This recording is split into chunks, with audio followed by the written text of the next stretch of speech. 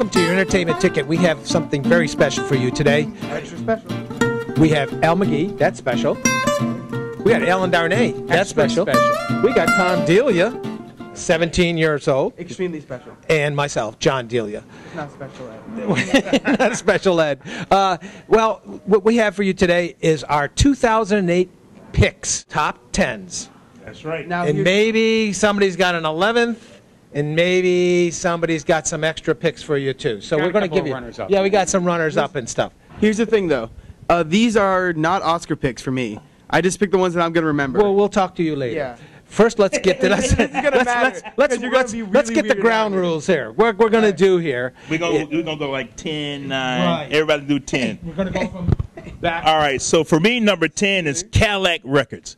I enjoyed Jeffrey Wright in this movie, Beyonce in this movie, and I thought the story was very good because that's a period of Americana we really don't see that much, and I really enjoyed that. What's your number 10? You know what? My number 10 is Man on Wire, actually. I thought it was a great movie. It's the only documentary on my list, and I think it's the best documentary out that I've seen. It's an amazing movie. I mean, it's just astounding. I'll hand it over to my dad. Okay. There you go. My number 10 is something you probably never got to see because it was pulled out of theaters in September. It's called Hound Dog. And it stars Dakota Fanning, and she gets into the situation where she's going to get raped. So what had happened was... They pulled it out, yeah. Yeah, they pulled it out. they pulled it. But I'll tell you, the performance in it is just amazing. I was lucky enough to get to see it. The performance was amazing. I thought the storyline was just gut-wrenching and easy to watch, in the fact that Whoa, you just your sit number there 10? and you just mesmerized by it. But the reason why it is at 10 is because I don't think enough of you got to see it. But it is my number 10. Well, I pick my criteria on basic filmmaking. What makes a great film and how it relates to me, and it's so very subjective. But in 10th place, I have a tie, actually, because both films are kind of out of the norm. The first one in 10 is Shine a Light, Martin Scorsese's brilliant documentary of a Rolling Stones IMAX, concert right? in IMAX. It was an astonishing film. And I tied that with an animated film, which I think is probably the best animated film of the year, and that would be Wall-E. And I think those two, I could not discern either one of those two in 10th place, and I couldn't leave either one of them off my list. So that's where I wound up with 10th. Now, 9th place, I'll start that. Perfect. Okay, for me would be Iron Man with Robert Downey Jr.'s incredible performance in that film, and just the filmatic nature of the film, the way they took the cartoon and they turned it around and made it incredibly good. I like that very much.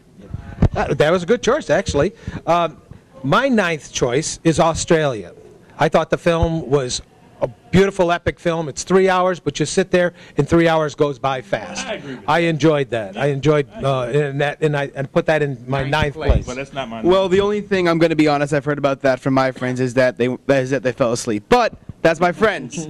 Now, here's my number 9, and it's Frost Nixon, which Lucia Obregon definitely pointed out is a great movie. I really liked it. I think some people were surprised I liked it, but I thought it was great. Acting definitely matters in a lot of movies. Well, my number 9 is I Serve the King of England. That was a very good movie. It was funny. It was about this waiter during World War II and all his exploits that he met and the people that he met and everything he did. That was a funny movie. I was able to catch it. Yeah. What's your number 8? All right, my number 8 is The Reader with Kate Winslet. Oh my goodness, this is she should get nominated for Best Actress for this film, and this is a good movie to go see. If you haven't seen it, go see it. That's my number 8. My number 8 is Sex Drive. Now, this is a movie that I'm really, I'm really disappointed you guys. I'm really disappointed you guys didn't go see this, because this movie was hilarious. And I'm not gonna lie. Hey, you two people, you totally missed out. This movie was great, and by God, I love it, and it deserves every single point I give it. Come on. My number 8 is a movie that I thought should have been made long ago. It's called 7 Pounds. It's got great acting in it. I thought there's a great little twist in it. As long as you didn't go and see the trailers on this thing, I think you're going to love it. That's why it comes in at 8 and not as higher than that, but 7 pounds. 7 pounds, huh? Number 8 for me was Milk. This is a Sean Penn performance that's not to be missed. It's an incredible blend of documentary footage with real and made to look like documentary footage about an actual event that occurred in the community in San Francisco and affected the whole nation. Really, really good film, and it deserves to be seen. Yeah, but my problem with that movie is that he was playing a homosexual, and I could not believe that he was a homosexual because he was playing a homosexual. I never got that for a minute. I believed him completely in his performance in it. Okay. Okay, so on to number 7, and my number 7 is The Reader with Kate Winslet's incredible performance in this movie. It's a touching film, it's a drama, and it just got me on all sorts of different levels, so that would be my number 7. My number 7 is a film that's really touching, and it's hard to take. It's called Frozen River, and it's about this woman who goes way out of her way to get a double wide. You'll see what I mean when you watch the movie. Again, that happens to be my number 7.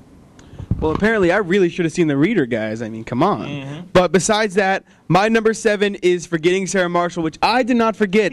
And this, it's a great movie. It's a great, hey, doesn't mean it's a bad movie. It's a very funny movie. Funny. Surprise male nudity. You can't go wrong with the laughs there. I mean, it was good. You're absolutely right. And my number 7 is Miracle at St. Anna, the Spike Lee directed war film. I really enjoyed this movie, and the performance by Michael E. Lee was superb. I really enjoyed that movie. Oh, don't do that. They might not again. This is mine, right? All right, number 6 for me is Tell No One, the French suspense film. The film is about a man, his wife disappeared, but the police always suspect him, and then she came back to life and they suspected him again. Tell No One. It's a French film, marvelous. Ooh, French.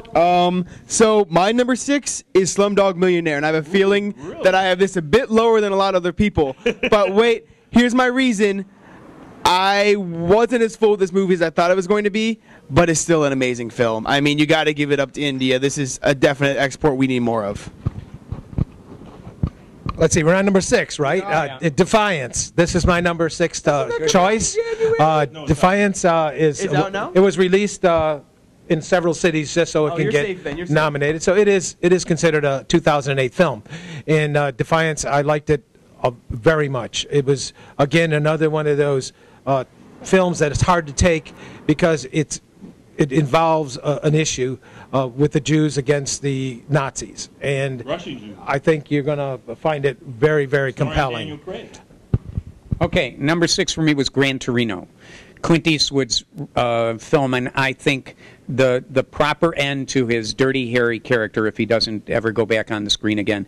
It's a really good film, and it'll keep your interest from beginning to end, and it gets into all sorts of prejudices and stuff, and it's the kind of film that only Clint Eastwood could possibly do. It's well worth the time and well worth the effort to see it, and if this is indeed Clint Eastwood's last performance, this is the way to go out for him. Okay, number 5 is a film that not many, very many people saw called The Fall. Tarsim did this film. It took him 8 years to make it. It is breathtakingly beautiful, incredible filmmaking. It will keep you interested. The story is terrific.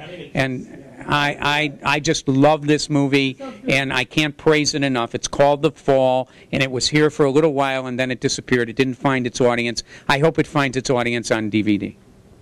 My number 5 is called The Wrestler, and I think it's probably the Rocky film of the year. I think you're going to cheer at the end. You're going to enjoy the acting. I think Marissa Tomei, for that alone, you're going to really love this film. And again, I have it up there high.